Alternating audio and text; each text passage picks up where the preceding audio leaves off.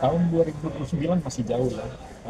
Cerita tentang Pilpres 2029 juga masih samar-samar ya. Tetapi sudah banyak diskusi-diskusi di publik, omong-omong lepas di partai politik bahwa yang paling menarik adalah siapa yang akan diusung menjadi calon wakil presidennya Pak Prabowo di 2029. Ada beberapa nama yang menarik yang sering disebut. Yang pertama itu Ibu Puan Maharani dari PDIP. Kemarin kan Pak Prabowo sudah bertemu dengan Ibu Mega di Kumar, dan kita belum tahu kira-kira apa namanya isi pertemuan mereka, itu masih sangat rahasia. Dan saya kira pertemuannya terkait dengan 2029 dan bagaimana dukungan PDIP terhadap Pak Prabowo. Saya yakin sekali Ibu Mega masih mengambil posisi sebagai oposisi, tetapi ada parsel-parsel yang tidak disebutkan, misalnya bagaimana agenda untuk 2029. Kalau memang Pak Prabowo meminta Puan untuk bersiap untuk menjadi calon wakil presidennya Pak Prabowo 2029, berarti itu jadi, karena ini persatuan antara dua partai besar ya. Lalu orang kedua yang menurut saya menarik adalah AHY ya. Jadi dia dari Partai Demokrat, dan memang hambatannya adalah kalau Pak Prabowo dengan AHY ya dua-duanya sama dari militer sih.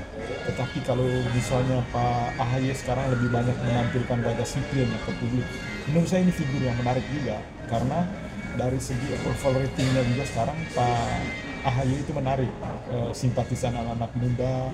Lalu diceruk-ceruk pemilih di Jawa Timur ini lumayan besar untuk AHY, dan AHY sebagai figur baru yang menjadi pusat perhatian publik. Dan memang 2029 ini ajang ya. Kalau memang selain AHY ada Gibran ya, tapi saya tidak melihat Gibran akan menjadi calon wakilnya Pak Prabowo dengan situasi yang ada sekarang. Dan kalau memang tiga-tiganya diusung menjadi calon wakil presiden, berarti tiga-tiganya anak mantan wakil presiden dari calon wakil presiden Pak Prabowo di 2029. Ini menarik karena ini kan kelompok-kelompok elitis yang masuk dalam bursa pencalonan. Lalu bagaimana kelompok-kelompok wong cilik dalam bahasanya PDIP, apakah ada yang bisa masuk ke dalam bursa pencalonan? Memang yang menarik adalah Anies dengan Ganjar. Kalau Ganjar sekarang kan belum kelihatan ya, apakah memang dia dukung atau enggak, karena memang ketika misalnya Pak Prabowo mengusung Puan, berarti namanya Ganjar itu sudah di luar. Mungkin kalau memang Pak Prabowo menang, ya Ganjar akan dipersiapkan menjadi menteri, begitu juga dengan Ahok, begitu juga dengan Pak Pramono Anung. Jadi kalau Puan diambil, itu nama-nama yang sekarang sedang ratingnya lagi bagus, itu sudah hilang di 2029. Itu konsekuensi dari pencalonan Puan sebagai calon wakil presiden Pak Prabowo. Artinya memang kaderisasi di dalam meritokrasi di dalam PDIP juga akan termandek, karena memang Puan sudah diusung oleh Ibu Mega untuk menjadi calon wakil presiden. Jadi menurut saya win-win solution lah untuk 2009 kalau PDIP mau bertarung dan berkoalisi, ya pasti yang paling menarik adalah bagaimana misalnya Puan diusung menjadi calon wakil presidennya Pak Prabowo. Dan ini hitung-hitungannya tentu akan melawan Pak Jokowi ya.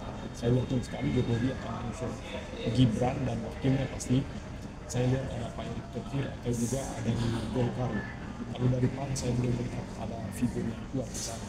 Yang menarik tentu Golkar, apakah mereka mau mengusung Erick Thohir. Lalu kita melihat figur Anies, kira-kira bagaimana, siapa yang akan mengusung. Kan selama ini Anies masih menggantung posisinya.